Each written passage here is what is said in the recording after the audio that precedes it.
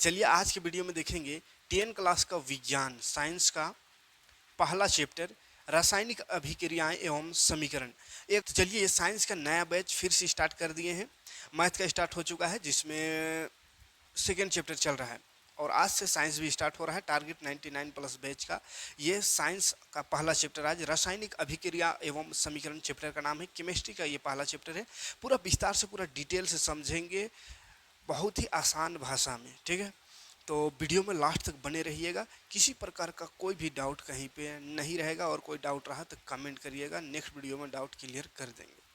तो सबसे पहले देखिए रासायनिक अभिक्रिया चैप्टर का नाम है, तो हमको समझना होगा कि रासायनिक अभिक्रिया क्या है। पूरा डिटेल नोट्स में ही लिखा हुआ है, इसी से समझाते चलेंगे, ठीक है। किसी देखिए कहीं कहीं पे थोड़ा सा मिस्टेक हुआ है, टाइपिंग है ना, जैसे किसी किसी दो गो लिखा हुआ है तो एक ठो पढ़ना है, ठीक है। किसी भी पदार्थ में जब परिवर्तन होता है तो यह दो प्रकार के परिवर्तन होते हैं। पहला भौतिक परिवर्तन जिसमें पदार्थ के परिवर्तन के पश्चात पदार्थ को वापस उसी अवस्था में लाया जा सकता है, तथा दूसरा रासायनिक परिवर्तन जिसमें पदार्थ को रासायनिक गुणों में परिवर्तन किया जाता है। इसमें पदार्थ का वापस उसी अवस्था में प्राप्त नहीं किया जा सकता है। तो समझिए अब यहाँ पे कहना क्या चाह रहे हैं कि परिवर्तन जैसे पिछला क्लासों में पढ़े होंगे 8 क्लास 7 क्लास 9 क्लास में परिवर्तन होता पढ़े होंगे। दो प्रकार का होता है परिवर्तन, दो प्रकार का। एक को बोलते हैं रासायनिक परिवर्तन और एक बोलते हैं भौतिक परिवर्तन। भौतिक परिवर्तन यानी फिजिकल चेंजेज और रासायनिक परिवर्तन यानी केमिकल चेंजेज। तो भौतिक परिवर्तन जो है फिजिकल चेंजेज क्या है, ऐसा चेंजेज, ऐसा बदलाव, ऐसा परिवर्तन जो पहले की स्थिति में वापस आ सकता है, जो अपने मूल स्थिति में वापस आ सकता है, तो उसको बोलेंगे भौतिक परिवर्तन। जैसे पानी है, पानी से बर्फ बना, पानी से क्या बनता है, अगर इसको ठंडा कर देंगे तो बर्फ बन जाएगा, फिर बर्फ को छोड़ देंगे तो वो फिर से गर्म करेंगे बर्फ को तो वो पानी बन जाएगा। तो पानी से बर्फ बना, बर्फ से फिर पानी बन गया। तो क्या हो रहा है, अवस्था चेंज हो रहा है लेकिन फिर से वापस आ जा रहा है। फिर से वापस आ जाए परिवर्तन ऐसा जो फिर से अपने मूल स्थिति में, मूल अवस्था में वापस आ जाए, तो वो क्या हुआ, भौतिक परिवर्तन, ठीक है। और रासायनिक परिवर्तन क्या होता है, तो जो अपने मूल अवस्था में नहीं आ सकता है, एक बार बदल गया तो फिर वो दोबारा वापस नहीं आ सकता है, ठीक है। एक बार चेंज हो गया तो हो गया, दोबारा वापस नहीं आएगा। वही है रासायनिक परिवर्तन, ठीक है। जैसे आप लोग का भी समय है पढ़ने का, ये समय चला गया तो दोबारा नहीं आएगा, इसीलिए ध्यान से पढ़ो, है ना। यानी रासायनिक परिवर्तन होगा, भौतिक परिवर्तन नहीं है कि फिर से वापस बुढ़ारी में कहेंगे कि नहीं अब एहसास हुआ तो फिर से पढ़ते हैं ना, नहीं हो पाएगा, है ना। अभी समय रहते पढ़ लो। मैट्रिक में अच्छा मार्क्स लाना हो तो समझना है ये रासायनिक परिवर्तन है बाबू, आपका जो समय बदल रहा है ये रासायनिक है, दोबारा वापस नहीं आने का, ठीक है। तो खैर ये समझाने का बात है। साइंस का बात करें तो जैसे खाना पक गया फिर से चावल नहीं बन सकता है, रासायनिक परिवर्तन है, ठीक है। फल पक गया फिर से कच्चा नहीं हो सकता, वो सब रासायनिक परिवर्तन है। तो ये सब कुछ जो है पिछले अध्यायों, पिछले क्लासों में पढ़े हैं। तो यह तो उसी चीज़ को यहाँ पे पढ़ना है जो कि वापस नहीं आ सकता, ऐसा परिवर्तन रासायनिक परिवर्तन, ठीक है। तो चलिए आगे बढ़ते हैं। रासायनिक अभिक्रिया में एक या एक से अधिक पदार्थ क्या होता है, रासायनिक अभिक्रिया किसे कहते हैं, अगर आ जाए लिखने को तो क्या लिखेंगे, रासायनिक अभिक्रिया में एक या एक से अधिक पदार्थ आपस में अंतक्रिया यानी इंटरसेक्शन यानी कि अभिक्रिया भी कह सकते हैं, ठीक है। आपस में अभिक्रिया करके परिवर्तित होते हैं और एक या एक से अधिक भिन्न रासायनिक गुण वाले पदार्थ बनाते हैं। माने दो गो पदार्थ या दो गो से अधिक या एक ही पदार्थ में कुछ ऐसा परिवर्तन कर दिए कि वो कुछ नया, कुछ भिन्न, कुछ अलग रासायनिक गुण वाले पदार्थ का निर्माण कर दे, पदार्थ बन जाए, तो उसको रासायनिक अभिक्रिया कहते हैं, ठीक है। तो किसी रासायनिक अभिक्रिया में भाग लेने वाला पदार्थ, ठीक है, यहाँ से अलग याद रखिएगा, किसी रासायनिक अभिक्रिया में जो भाग लेता है, रासायनिक अभिक्रिया में जो भाग ले रहा है, हिस्सा ले रहा है, उसको अभिकारक कहते हैं। इंग्लिश में रिएक्टेंट्स कहते हैं, है ना। रिएक्टेंट्स जो भाग लेता है उसको क्या, अभिकारक कहते हैं। और अभिक्रिया के फलस्वरूप यानी अभिक्रिया होने के बाद जो उत्पाद बनता है, प्रोडक्ट, इंग्लिश में प्रोडक्ट्स, तो उसको प्रोडक्ट्स कहते हैं, उत्पाद कहते हैं। जो बनता है उसको उत्पाद, और जो भाग ले रहा है उसको अभिकारक, ठीक है। जैसे H2 और O2 बनता है जल, H2 हाइड्रोजन और ऑक्सीजन को मिलाने से जल का निर्माण होता है। तो H2 और O2 मिला रहे हैं, ये अभिक्रिया में भाग ले रहा है, तो भाग ले रहा है तो इधर वाला ये क्या हो गया, अभिकारक, ठीक है। और जो बन रहा है तो इसमें क्या बन रहा है, H2O जल बन रहा है, तो जल हो गया उत्पाद, ठीक है, जल हो गया उत्पाद, कोई दिक्कत नहीं अभिकारक और उत्पाद में। रासायनिक अभिक्रिया में भाग लेने वाले तत्वों को अभिकारक कहते हैं, और रासायनिक अभिक्रिया के फलस्वरूप या उसके बाद जो बनता है, क्या बनता है, पदार्थ जो बनता है उसको अभिकारक उत्पाद कहते हैं। ठीक है, उत्पाद, और जो भाग लेता है उसको अभिकारक। तो यहाँ पे हाइड्रोजन और ऑक्सीजन एक रासायनिक अभिक्रिया में भाग लेकर नए गुणधर्म वाले पदार्थ यानी जल का निर्माण कर रहा है। दूसरे शब्दों में हम कह सकते हैं कि रासायनिक परिवर्तन को रासायनिक अभिक्रिया भी कहते हैं। हमारे आसपास ऐसे बहुत सारे परिवर्तन होते रहते हैं जो कि रासायनिक अभिक्रिया है ना, जो रासायनिक परिवर्तन बताएं उसी को रासायनिक अभिक्रिया भी कह सकते हैं। ठीक है, तो आगे बढ़ते हैं। रासायनिक परिवर्तन एक बार फिर से यहाँ पे लिखा हुआ देख लीजिए। ऐसे परिवर्तन जो किसी पदार्थ के रासायनिक गुणों में परिवर्तन करता है तथा इस प्रकार के परिवर्तन में पदार्थ को वापस उसी अवस्था में प्राप्त नहीं किया जा सकता है, that is called chemical changes है, रासायनिक परिवर्तन। ठीक है, बता चुके हैं, तो आप डिफिनेशन भी देख लीजिए। रासायनिक परिवर्तन का गुण क्या है, गुण उसका कैरेक्टर क्या है। तो रासायनिक परिवर्तन का निम्न गुण है। पहला गुण है कि इस प्रकार के परिवर्तन में सामान्यतः पदार्थ के रासायनिक गुणों में परिवर्तन होता है, पदार्थ के रासायनिक गुण में परिवर्तन होता है। ठीक है, इसलिए बदलाव नहीं होता है। और भौतिक में कहा तो भौतिक गुण का परिवर्तन होता है, ऊपर ऊपर, या अवस्था बदल गया या रंग बदल गया या इस तरह से, है ना। रासायनिक परिवर्तन के पश्चात पदार्थ को पहले वाले अवस्था में प्राप्त नहीं किया जा सकता है, दूसरा इसका गुण है, कैरेक्टर है। तीसरा, यह एक अस्थाई परिवर्तन, अस्थाई माने परमानेंट, है ना, परमानेंट परिवर्तन है। रासायनिक परिवर्तन के पश्चात एक नया पदार्थ का निर्माण होता है। रासायनिक परिवर्तन क्या होता है, नया पदार्थ बनता है। जैसे H2 और O2 मिलाने से क्या बनता है, जल, H2O। तो H2 का है बाबू, हाइड्रोजन है, गैस, ऑक्सीजन क्या है, गैस। तो दोनों गैस था लेकिन बन गया पानी, तो कुछ नया चीज बना ना, पानी बना, नया चीज बना। ठीक है, उदाहरण जैसे इसमें साधारण अगर घरेलू एग्जांपल दे तो दूध से दही जमना, लोहे में जंग लगना, ये सब है। वायु के संपर्क में आने पर जंग लगना, वायु संपर्क वही चीज है, वायु आने से लोहा में जंग लग जाता है। अंगूर के रस का किण्वन होना, ये भी उदाहरण है। भोजन का पकना, ये भी उदाहरण है रासायनिक परिवर्तन का। हमारे शरीर में भोजन का पचना, भोजन पच गया शरीर में तो बदलाव हुआ ना। हम जो श्वास लेते हैं, श्वसन, श्वसन लेते क्या चीज़ है, ऑक्सीजन। श्वसन में ऑक्सीजन उपयोग होता है, ऑक्सीजन फिर कार्बन डाइऑक्साइड से अभिक्रिया करके, ग्लूकोज से अभिक्रिया करके कार्बन डाइऑक्साइड जल और ऊर्जा बना देता है। तो कुछ बदलाव हो रहा है, इसका मतलब रासायनिक परिवर्तन हो रहा है। ठीक है, अब रासायनिक अभिक्रिया की पहचान क्या है, कैसे पहचानेंगे। तो रासायनिक अभिक्रिया को पहचान करना ताकि यह पता लगाया जा सके कि अभिक्रिया संपन्न हुई। जब कोई अभिक्रिया संपन्न होती है तो उसे निम्न चिन्हों से पहचाना जाता है। तो कोई परिवर्तन कर रहे हैं, कोई अभिक्रिया करा रहे हैं, तो कैसे जानेंगे कि पूरा हुआ कि नहीं हुआ, तो उसका क्या पहचान है, पहचान क्या है। तो उसका पहचान है, पहला, पदार्थ की अवस्था में परिवर्तन हो सकता है। जैसे हाइड्रोजन ऑक्सीजन का एग्जांपल बार बार लेंगे ताकि अच्छे समझ में आ जाए, छोटा सा ही एग्जांपल से। हाइड्रोजन और ऑक्सीजन क्या है, दोनों गैस है बाबू, लेकिन जल बन गया, पानी H2O बन गया, तो अवस्था बदल गया ना, अवस्था क्या होगा, बदल गया। अवस्था 3 को होता है, याद रखिएगा, ठोस, द्रव, गैस, और भी होता है प्लाज्मा सब, जो कि 9 क्लास में पढ़ चुके हैं। ठीक है, लेकिन मेन 3 याद रखना, ठोस, द्रव, गैस। तो ये गैस था, बन गया ठोस, द्रव बन गया, द्रव। तो क्या हो गया, अवस्था में परिवर्तन। रंग में परिवर्तन होता है, जैसे लोहा जंग लग जाता है तो कुछ रंग थोड़ा सा परिवर्तन हो जाता है ना। तो लोहा में जंग, ये क्या, रंग में परिवर्तन हो रहा है। गैस का निष्कर्षण, कहीं कहीं गैस निकलेगा, कोई चीज़ रिएक्शन कराएंगे तो वहाँ से गैस निकलेगा, हाइड्रोजन गैस या कार्बन डाइऑक्साइड गैस, तो उसे पता चलेगा कि अभिक्रिया हो रहा है। ताप में परिवर्तन, तापमान भी परिवर्तन होता है। जैसे चूना, चूना याद कीजिए, चूना दुकान से जो चूना लेते हैं उसको पानी में डाल देते हैं तो वो खौलने लगता है, उबलने लगता है, और उबलने लगता है मतलब क्या होता है, गर्म हो जाता है। तो क्या हो गया, ताप में परिवर्तन, ताप में परिवर्तन हो गया, टेम्परेचर बढ़ गया। ठीक है, तो ये सब पहचान है। रासायनिक समीकरण क्या है, तो देखो समझो, रासायनिक अभिक्रिया अभी तक जो जाने, रासायनिक अभिक्रिया जिसमें कोई पदार्थ रिएक्शन अभिक्रिया करके कुछ नया पदार्थ बनाता है, तो वही रासायनिक अभिक्रिया है। और रासायनिक अभिक्रिया को ही अगर हम सूत्र और संकेत के माध्यम से लिखें, सूत्र और संकेत के माध्यम से अगर हम रासायनिक अभिक्रिया को लिखे, सूत्र और संकेत मतलब समझ में आता है, सूत्र या संकेत के माध्यम से अभिक्रिया को लिखे तो वही हो जाता है रासायनिक समीकरण। ठीक है, जैसे जैसे यहाँ पे समझिए, जैसे यहाँ देखिए लिखा हुआ है, मैग्नीशियम प्लस ऑक्सीजन मिलाने से मैग्नीशियम ऑक्साइड बनेगा। तो ये क्या है, अभिक्रिया है, रासायनिक अभिक्रिया इसको कहेंगे। इसी को रासायनिक समीकरण कब कहेंगे, जब मैग्नीशियम को लिखेंगे Mg, मैग्नीशियम का सूत्र, ऑक्सीजन का सूत्र O2 लिखेंगे, और ये तीर का निशान देकर के मैग्नीशियम ऑक्साइड बन रहा है तो उसको लिखेंगे MgO, मैग्नीशियम। तो सूत्र और संकेत के माध्यम से लिखना, मतलब पूरा इतिहास हिंदी लिखने की जरूरत नहीं है, सूत्र और संकेत के माध्यम से दर्शा देना कोई अभिक्रिया को, वही रासायनिक समीकरण कहलाता है। क्लियर है? ठीक है, देखिए इस प्रकार समीकरणों को लिखना शब्द समीकरण कहलाता है। किस प्रकार?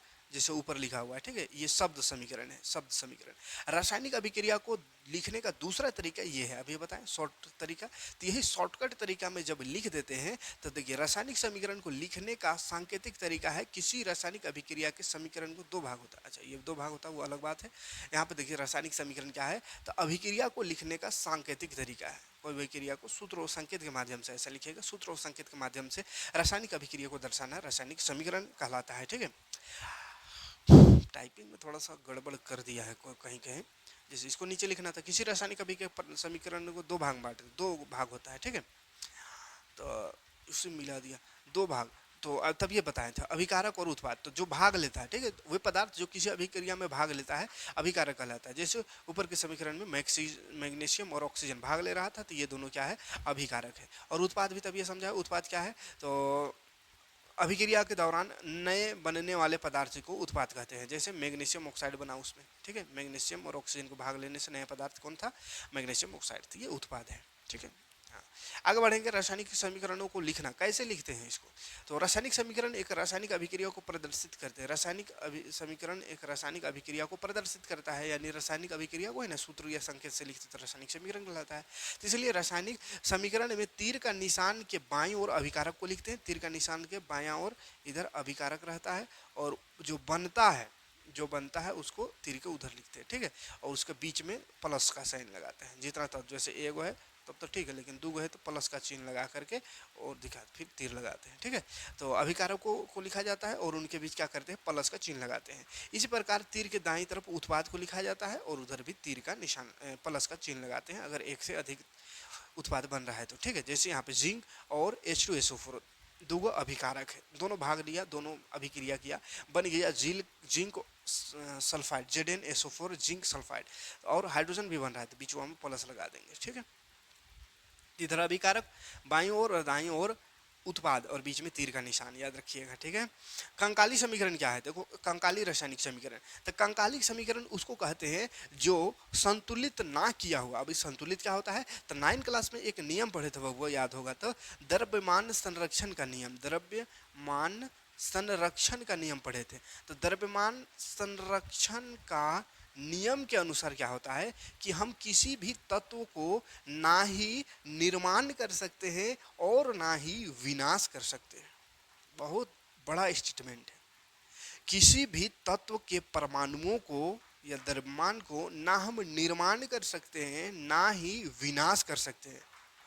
Neither we create nor we destroy, मतलब ना बना सकते हैं ना खत्म कर सकते हैं। ठीक है, तो कोई भी पदार्थ हो, कोई भी प्राकृतिक पदार्थ को हम निर्माण और नष्ट विनाश नहीं कर सकते। तो कहिएगा ऐसा तो नष्ट होता है, तभी तो आजकल कार्बन डाइऑक्साइड बढ़ रहा है, ऑक्सीजन कम हो रहा है, यानी ऑक्सीजन नष्ट हो रहा है।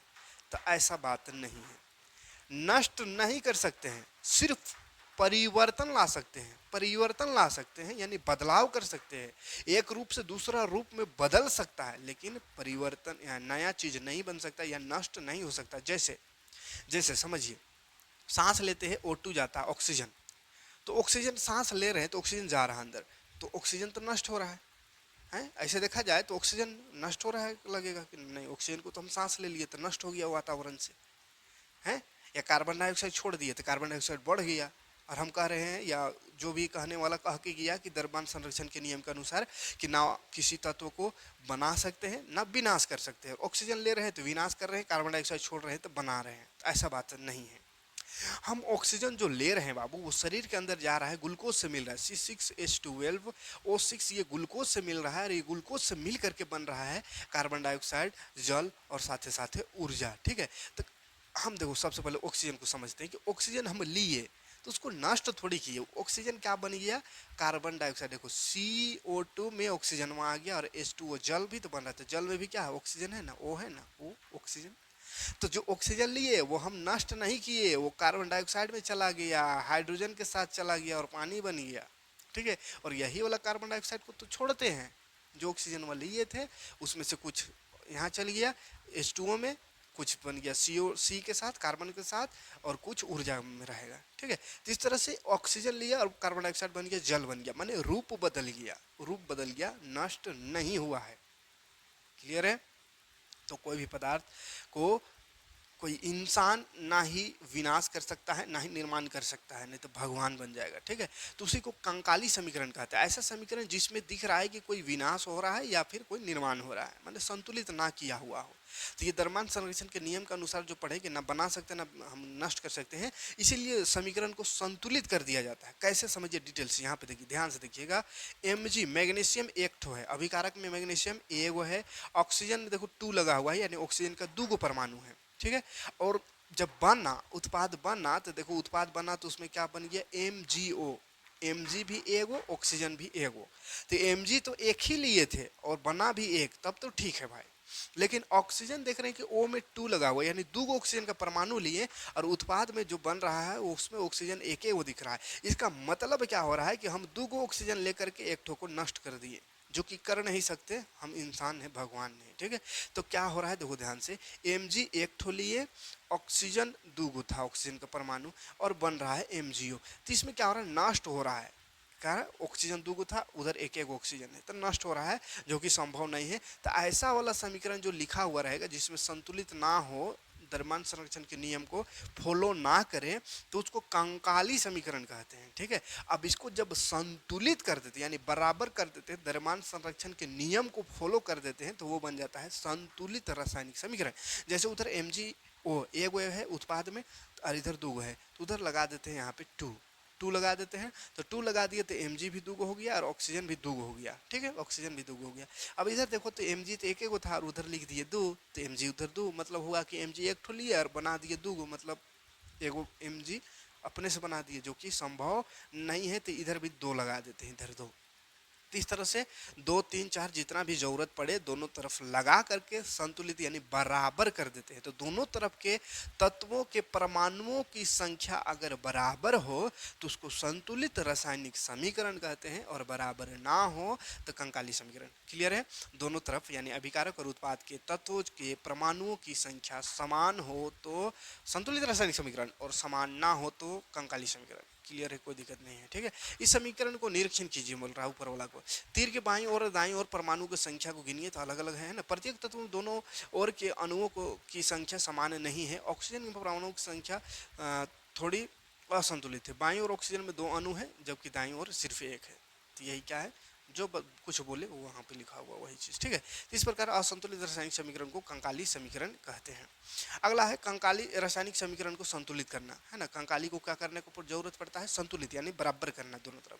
तो द्रव्यमान संरक्षण के नियम को संतुष्ट करने के लिए, ठीक है, अभी बताएं, रासायनिक समीकरणों को संतुलित किया जाता है। तीर की बाईं ओर और तीर की दाईं ओर यानी अभिकारक और उत्पाद, ऐसा लिख सकते हैं। अभिकारक और उत्पाद के तत्वों के परमाणुओं की संख्या समान किया जाता है, जिससे दोनों ओर के तत्वों की परमाणु संख्या समान हो सके, यानी द्रव्यमान संरक्षण का नियम फॉलो हो सके, है ना। ना हम निर्माण कर सके ना विनाश कर सके। क्लियर है? कोई दिक्कत नहीं। आगे जो है लास्ट में, चैप्टर के लास्ट में बोर्ड में समझाएंगे, बोर्ड में बताएंगे क्या चीज़ संतुलित करना, क्योंकि यहाँ पे संतुलित करना अच्छे से नहीं समझा पाएंगे, है ना। यहाँ भी समझाएंगे लेकिन बोर्ड में बताएंगे, कहा कि मैथ जैसा, कैलकुलेशन जैसा है, ठीक है, तो उसको बोर्ड में और बेहतरीन तरीके से बताएंगे। इसीलिए अभी आगे बढ़ते हैं। ये रासायनिक समीकरण, कंकाली समीकरण को संतुलित करने के लिए बहुत सारा क्वेश्चन आता है एग्जाम में, तो उसको डिटेल समझेंगे। ठीक है, अभी आगे बढ़ते हैं। रासायनिक अभिक्रियाओं के प्रकार देख लेते हैं। ठीक है, तो रासायनिक अभिक्रिया में अणुओं के बीच बंध का बनने और टूटने से नए पदार्थ का निर्माण होता है। रासायनिक अभिक्रिया बनता कैसे है, तो अणु के बीच कोई बॉन्ड बन जाता है या कोई बॉन्ड टूट जाता है, जिससे नए पदार्थ का निर्माण होता है।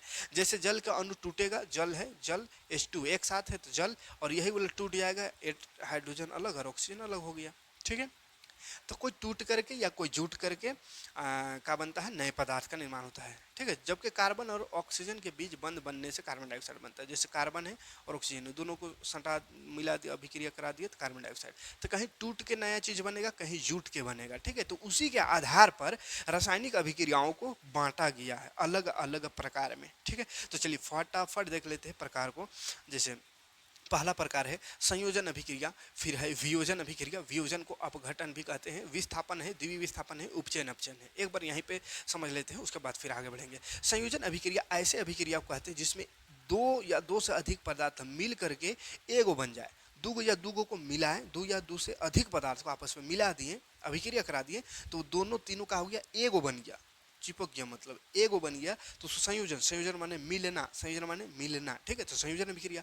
और वियोजन या अपघटन माने होता है टूटना, तो एगो था उसको किसी तरह का हीट दे दिए या विद्युत दे दिया, कुछ दे दिए, तो ये टूट के दूगो बन गया, माने ए अलग हो गया, बी अलग हो गया, ए बी टूट के अलग अलग हो गया, तो उसको वियोजन कहते हैं, वियोजन या अपघटन यानी टूटना होता है।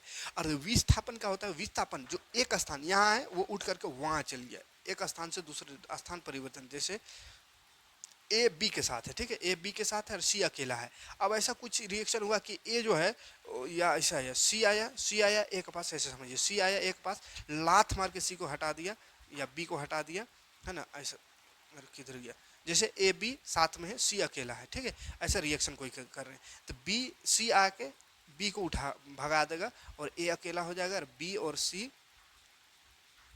और सी एक साथ हो जाएंगे और ए बेचारा हो जाएगा अकेला। तो विस्थापन इसको कहते, विस्थापित करना सुने होंगे, विस्थापित माने हटाना, ठीक है। तो कहीं पे दूगो रहेगा तत्व और कोई अकेला रहेगा, और अकेला जो रहेगा वो थोड़ा स्ट्रॉन्ग रहेगा, स्ट्रॉन्ग है ना, यानी अधिक अभिक्रियाशील।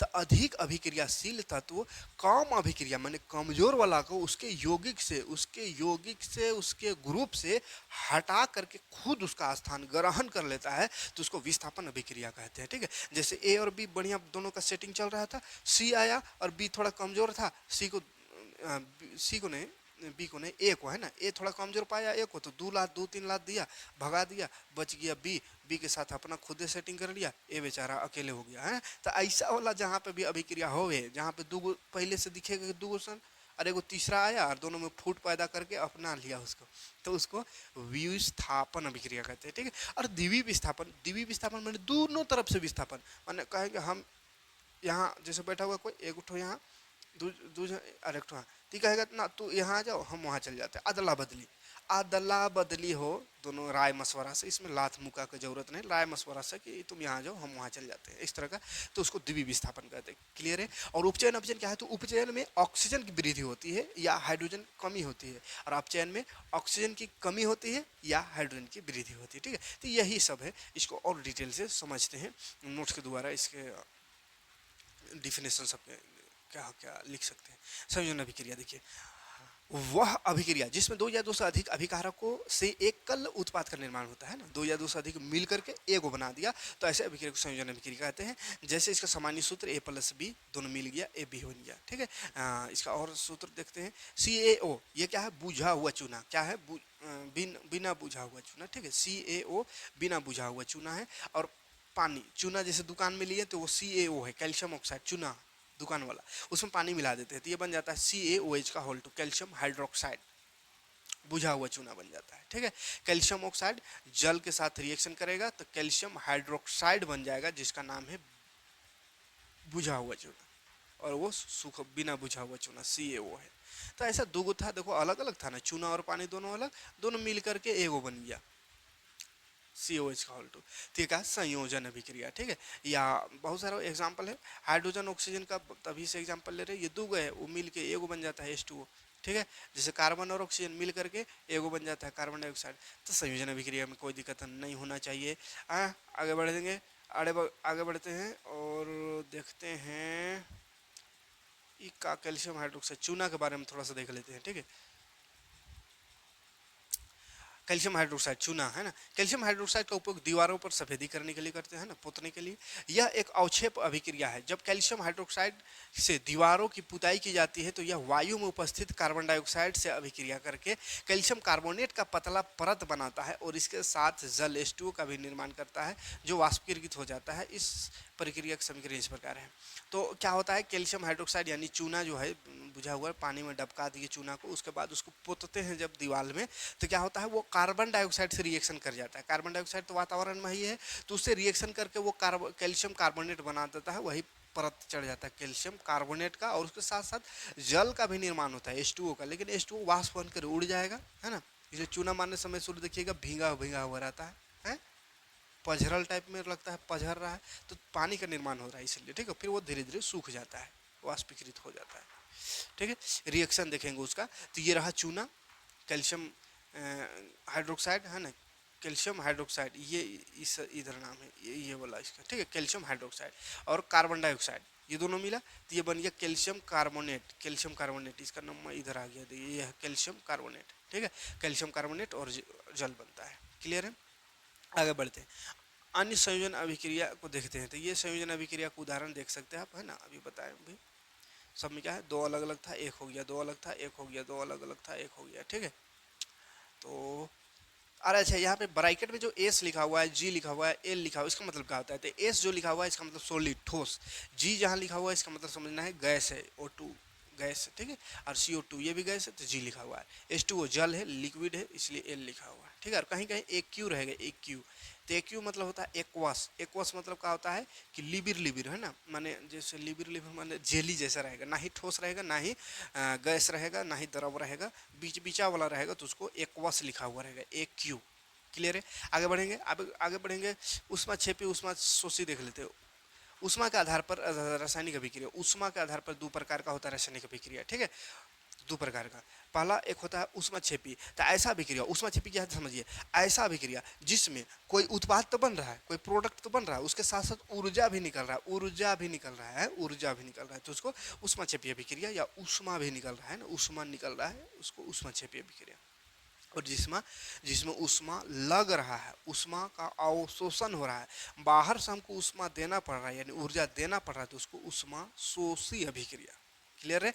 चलिए देख लेते हैं वे अभिक्रियाएं जिसमें अभिक्रिया के दौरान उष्मा निकलती है, उष्मा छेपी अभिक्रिया कहलाता है। जैसे CH4 मीथेन है, मीथेन को ऑक्सीजन की उपस्थिति में जलाते हैं तो कार्बन डाइऑक्साइड जल और उसके साथ साथ ऊर्जा निकलता है, ठीक है। आगे बढ़ते हैं, श्वसन, बहुत important question, most VVI question आता है यहाँ से। श्वसन एक उष्मा छेपी अभिक्रिया है, क्यों कहते हैं?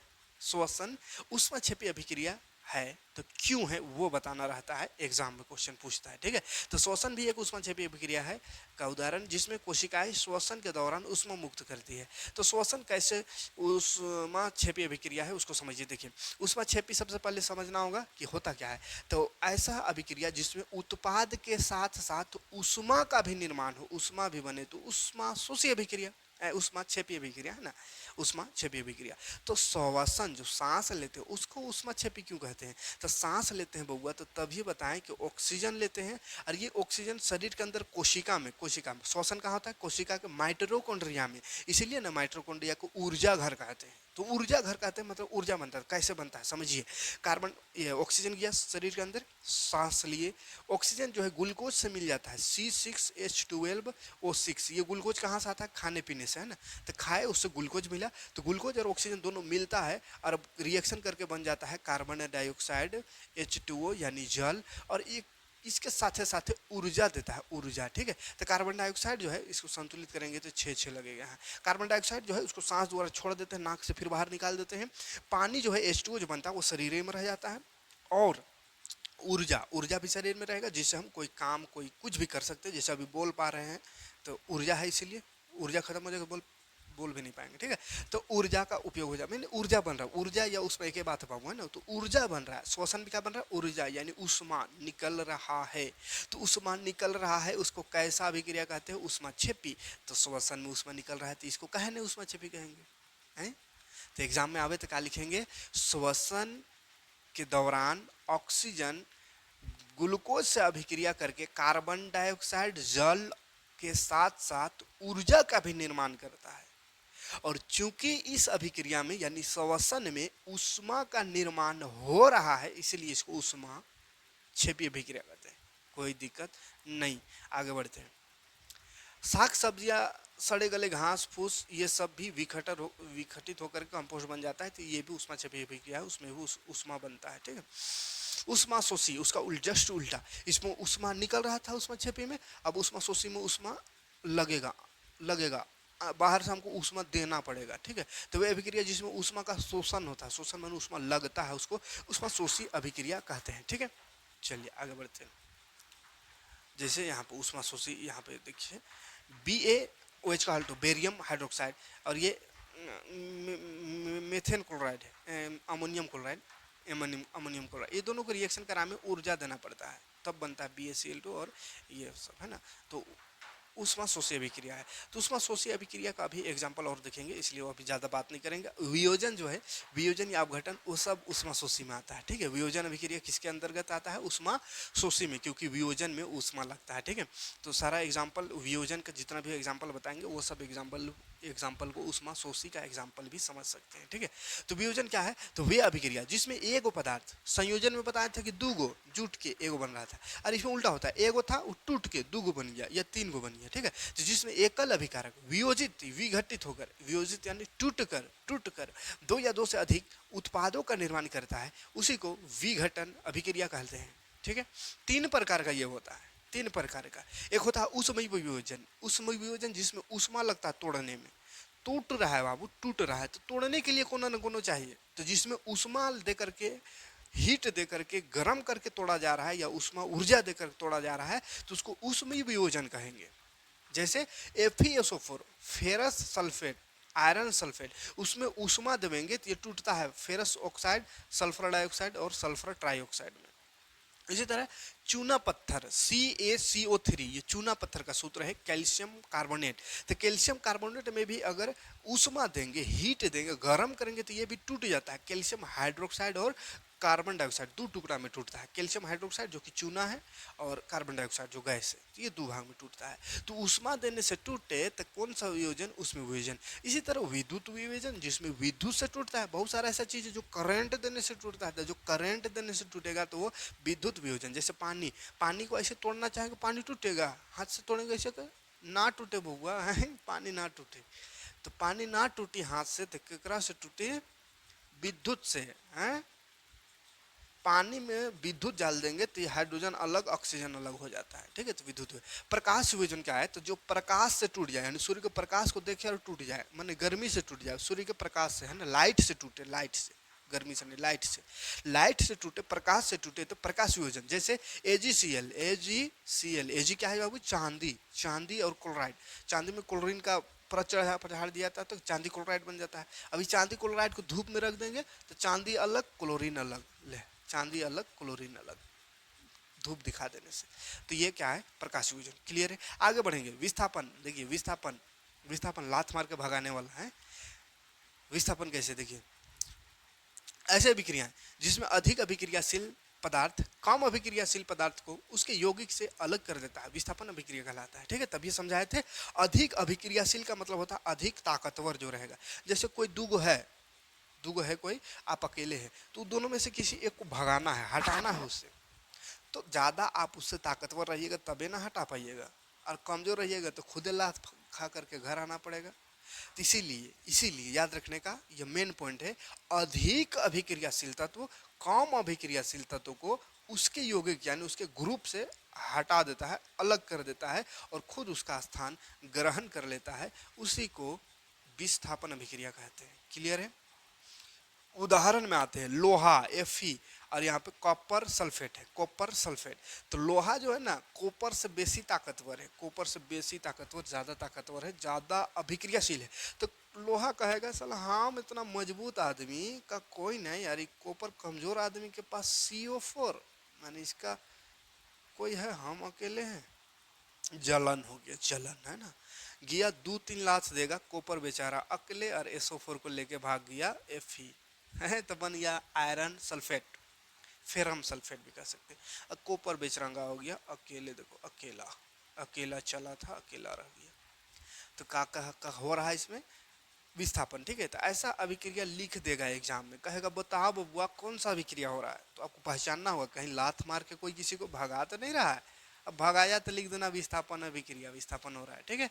और वही चीज़ को यहाँ डिटेल लिखा हुआ है कैसे कैसे विस्थापन हो रहा है, जो कि हम बताइए दिए देहाती में, तो ठीक है। दूसरा एग्जाम्पल देखते हैं, देखिए जिंक और कॉपर सल्फेट। कॉपर जो एकदम कमजोर है, जिंक से भी कमजोर है। जिंक कहेगा अरे हमरा रहते तू कहाँ, 2 लात मारा, कॉपर भाग गया, और जिंक SO4 के साथ सेटिंग। इसी तरह PP शीशा भी ताकत है, कॉपर से ज़्यादा ताकतवर है, कॉपर शीशों से कमजोर है, और कहाँ से इसको नया नया मिल ही जाता है, उसको SO4 मिला था और क्लोरीन मिल गया, इसको तो और जलन लगेगा, फिर से लात मारेगा, भगाएगा, कॉपर अलग और PbCl2 के साथ सेटिंग, लेड क्लोराइड बन जाएगा। तो ये क्या हो गया, विस्थापन अभिक्रिया। ठीक है, चलो आगे बढ़ेंगे। अब द्वि विस्थापन माने दोनों तरफ से, इसमें लात मुका नहीं, सलाह मशवरा से, हम बहुत दिन एक से रह लिए, तू बहुत दिन ओकरा से अदला बदली कर ले। ठीक, तो अदला बदली हुए तो द्वि विस्थापन ऐसे अभिक्रिया जिसमें अभिकारों के बीच आयनों का आदान प्रदान होता है, मैंने अदला बदली होता है, द्वि विस्थापन अभिक्रिया कहलाता है। ठीक है, तो चलिए ऐसा साधारण सूत्र ऐसे याद रख सकते हैं इस तरह से, ओरिजिनल एग्जांपल से समझते हैं। Na देखो Na2SO4, Na sodium, sodium SO4 के साथ था, और Ba जो है क्लोरीन के साथ, बेरियम क्लोराइड का किया, बेरियम और Na में सेटिंग हो रहा है कि चलो मेरे जगह तू आ जा, हम तेरे जगह चल जाते हैं। तो देखो Ba आ गया SO4 के पास और Na आ गया Ba के पास, NaCl बन गया। तो अदला बदली होवे तो द्वि विस्थापन, आ रहा समझ में, देखो सब में अदला बदली हो रहा है, गौर से देख लीजिएगा। जैसे BaCl2 से है, H2SO4 से है, तो Ba और H2 में हो गया अदला बदली, Ba चल गया SO4 के पास, BaSO4 बन गया, और H गया Cl के पास, तो HCl बन गया। ठीक है, आगे बढ़ते हैं। उपचयन और अपचयन अभिक्रिया बताते हैं। उपचयन क्या है, तो जिसमें ऑक्सीजन बढ़े या हाइड्रोजन कम होवे, और अपचयन क्या है, जिसमें ऑक्सीजन कम होवे या हाइड्रोजन बढ़े। समझे, किसी पदार्थ में ऑक्सीजन की वृद्धि अथवा हाइड्रोजन का ह्रास हो तो उस, अथवा दोनों हो तो उसे उपचयन कहते हैं। या तो हाइड्रोजन बढ़े या ऑक्सीजन कम हुए या दोनों हुए तो उसको उपचयन कहते हैं। ठीक है, उपचयन को उदाहरण देखते हैं। ऑक्सीजन में वृद्धि, जैसे कार्बन, ये बेचारा के पास ऑक्सीजन थोड़ी था, लेकिन ऑक्सीजन से रिएक्शन कराएं तो ऑक्सीजन सट गया, कार्बन से चिपक गया, लटक गया, मतलब सिंगल था डबल हो गया। और कौन डबल हुआ, ऑक्सीजन, ऑक्सीजन बढ़ा तो उसको ऑक्सीडेशन यानी कहा बोले थे, उपचयन है, उपचयन। ठीक है, तो उपचयन हो रहा है। अरे जैसे यहाँ पे पी है, पी फास्फोरस, फास्फोरस के पास तो ऑक्सीजन नहीं है, लेकिन ऑक्सीजन से रिएक्शन कराए थे, देखो P2O5 यानी फास्फोरस को ऑक्सीजन मिल गया। तो जहाँ ऑक्सीजन किसी को मिला तो वो हो गया ऑक्सीडेशन यानी उपचयन। आगे बढ़ते हैं। कॉपर के पास भी ऑक्सीजन नहीं था, कॉपर को ऑक्सीजन मिला, उपचयन हो गया। ठीक है, तो उदाहरण देख लीजिए उपचयन का। जैसे हाइड्रोजन कम होने वाला उदाहरण देख लेते हैं। देखिए H2 के पास सल्फर है, तो मतलब सल्फर के पास हाइड्रोजन था, लेकिन उधर गया तो सल्फर बेचारा अकेला हो गया, हाइड्रोजन खत्म हो गया सल्फर का। तो सल्फर का हाइड्रोजन खत्म हो रहा है, तो ये भी क्या है, उपचयन है, माने हाइड्रोजन कम हो रहा है तो भी उपचयन। क्लियर, ऑक्सीजन बढ़ रहा है तो भी उपचयन। अपचयन क्या है, तो उसी का उल्टा। ठीक है, उदाहरण देख लीजिएगा। अपचयन जिसमें हाइड्रोजन की वृद्धि हो अथवा ऑक्सीजन की कमी हो या दोनों हो, या तो हाइड्रोजन वृद्धि करे या ऑक्सीजन कम हो या दोनों हो तो अपचयन अभिक्रिया। देखो यहाँ पे समझो अपचयन कैसे हो रहा है। कॉपर के साथ ऑक्सीजन दिख रहा है, CuO, कॉपर के साथ ऑक्सीजन है, रिएक्शन करने के बाद देखो कॉपर का ऑक्सीजन खत्म, सिर्फ कॉपर बच गया। तो ऑक्सीजन खत्म माने ऑक्सीजन की कमी हो रहा है इसमें, तो ये हो गया क्या, उपचयन। किसका, CuO का अपचयन है ना, अपचयन कम हो रहा है ना, तो कम हो रहा है तो अपचयन। और यहाँ हाइड्रोजन में ऑक्सीजन नहीं था, हाइड्रोजन को ऑक्सीजन मिल गया, तो यहाँ पे हो गया उपचयन। जिसमें दोनों हो रहा है ना, एगो उपचयन हो रहा है और एगो अपचयन। तो क्वेश्चन यहाँ से भी पूछा है, डेंजर डेंजर ऐसा क्वेश्चन रहेगा बहुत सारा, जिसमें कहेगा किसका उपचयन हो रहा है, किसका अपचयन हो रहा है, बताओ, तो कंफ्यूज हो जाता है।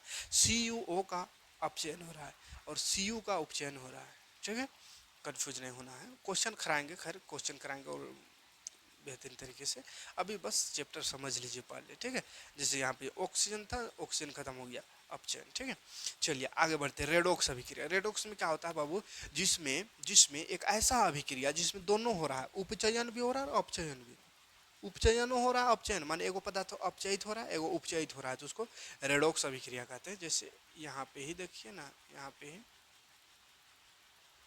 यहाँ का ऑक्सीजन कम हो रहा है और कार्बन में ऑक्सीजन नहीं था, कार्बन में ऑक्सीजन बढ़ रहा है, तो दोनों हो रहा है। तो ये सब रेडॉक्स अभिक्रिया का भी उदाहरण है। ठीक है, चलिए रेडॉक्स का देखिए वहाँ पे उदाहरण दिख रहा है।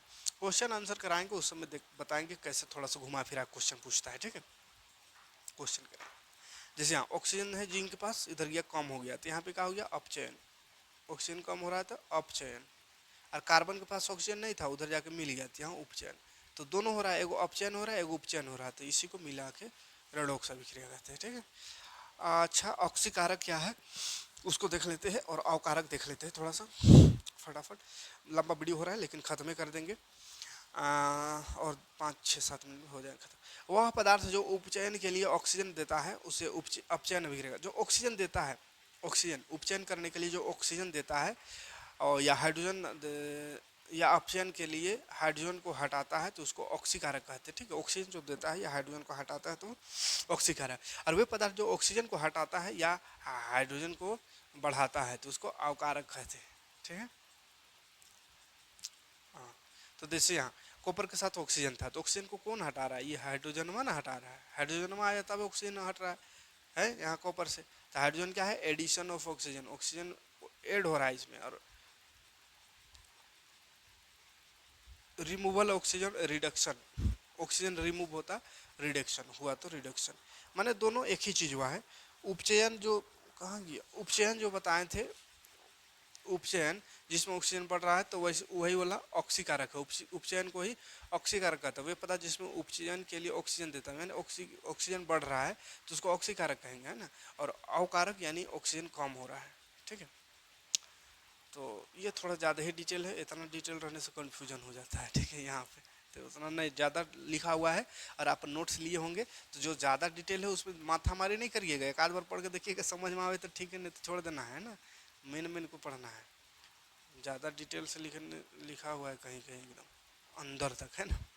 तो और जो नोट्स नहीं लिए हैं, जो नोट्स नहीं लिए हैं, पूरा 10 क्लास का अगर नोट्स चाहिए तो मात्र 499 में आपको उपलब्ध करा देंगे पूरा नोट्स, सभी सब्जेक्ट का बेहतरीन नोट्स।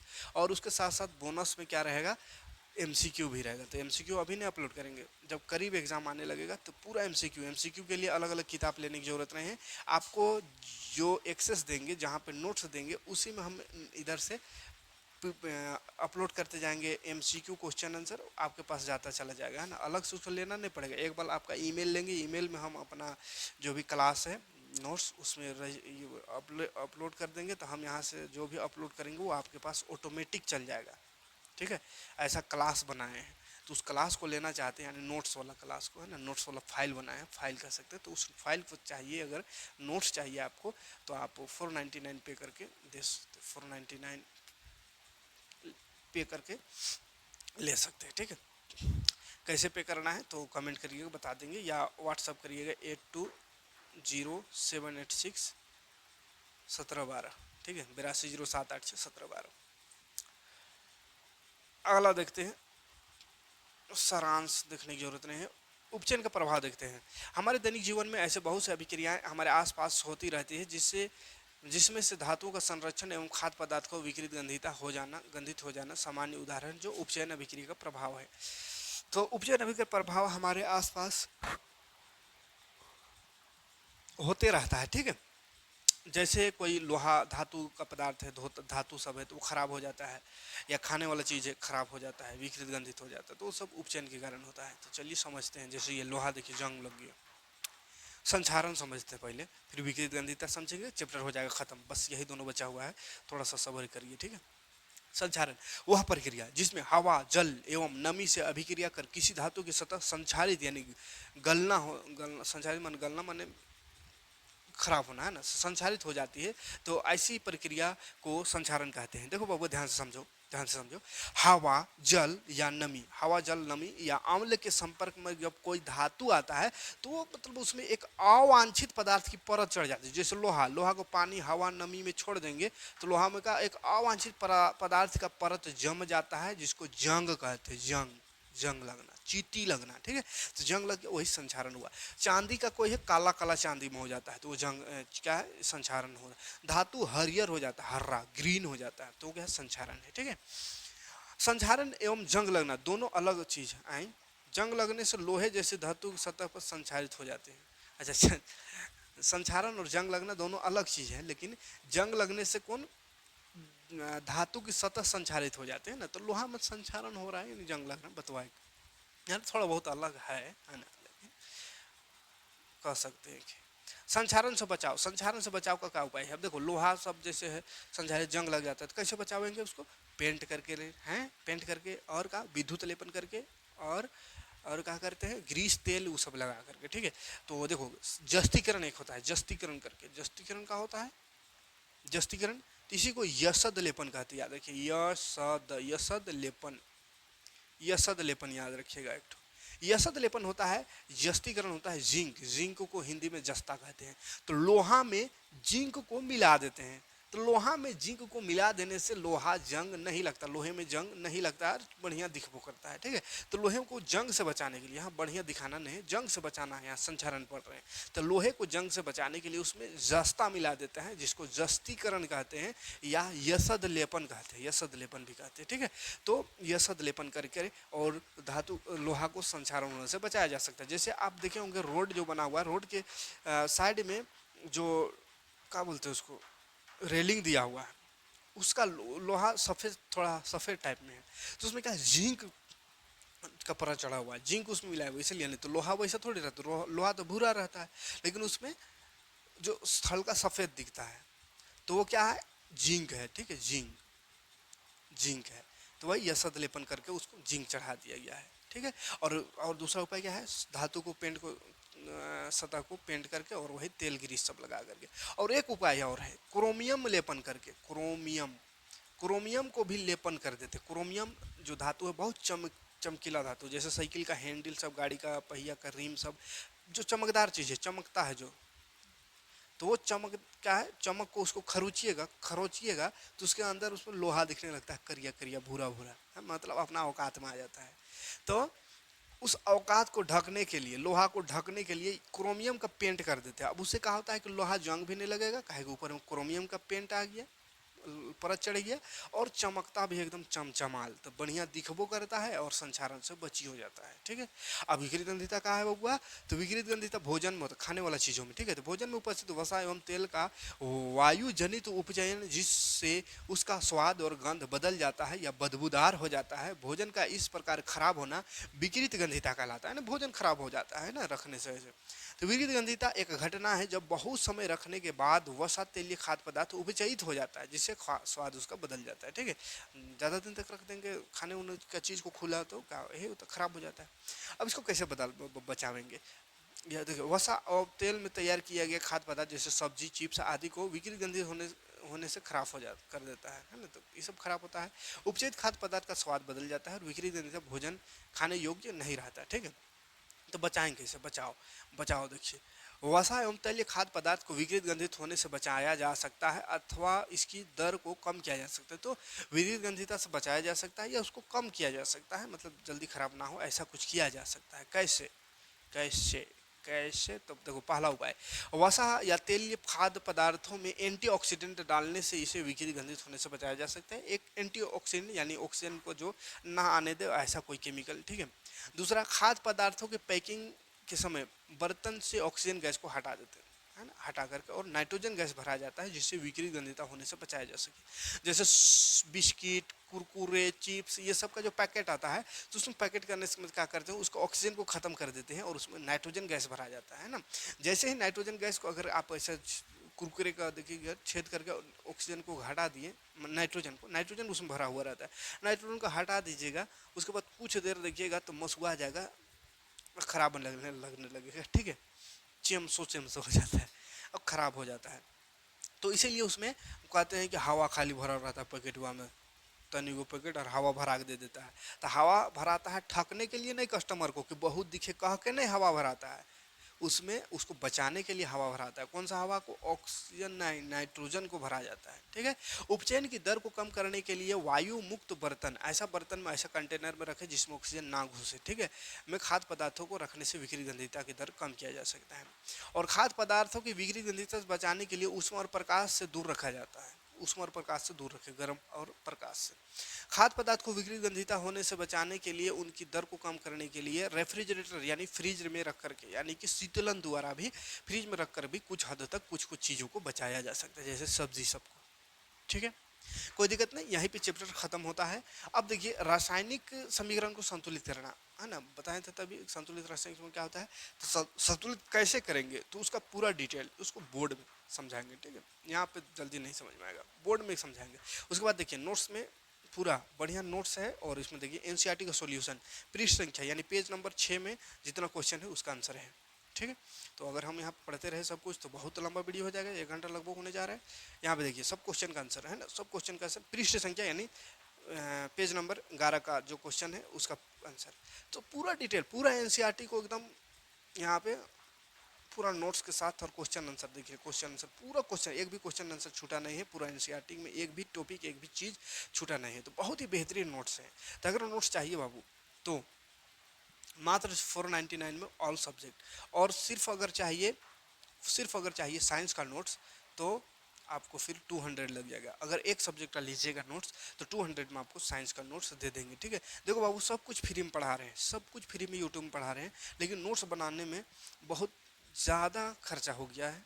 नोट्स का जुगाड़ में बहुत ज़्यादा खर्चा हो गया।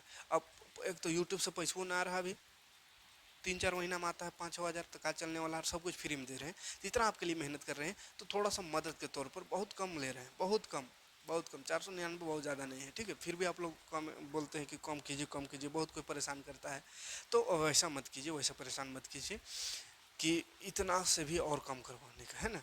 तो जिसको भी चाहिए ज़रूर से ज़रूर दीजिए, आपका भी काम आ जाएगा और मेरा भी थोड़ा सा सपोर्ट हो जाएगा। ठीक है, क्योंकि अभी बहुत दिक्कत हो रहा है पैसा का, जिसके कारण भी सही से क्लास नहीं ले पा रहे हैं। तो थोड़ा सा सपोर्ट करिए, आपका भी बेड़ा पार हो, मेरा भी बेड़ा पार हो। ठीक है, मिलते हैं नेक्स्ट वीडियो में। Thanks for watching. जय हिंद।